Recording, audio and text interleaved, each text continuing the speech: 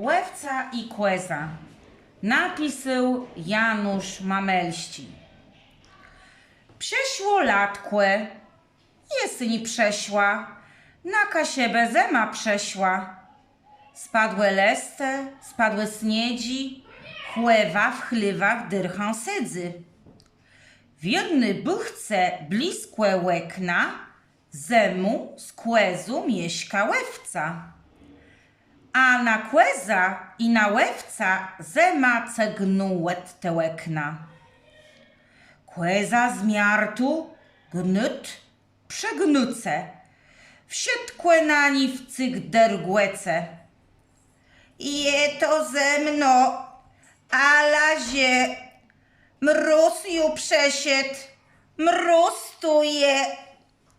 Łewca wcepł wełna z krety, mróz i wcale nie dotyku, nawet nie wi, że on je. Mróz lepszy indze, mróz lemdze. W jednej buchce, bliskłe łeknów, zemu łewca z kłezu mieszka. Midze nima tak sądzeje, jedna dredzi nie rozmieje.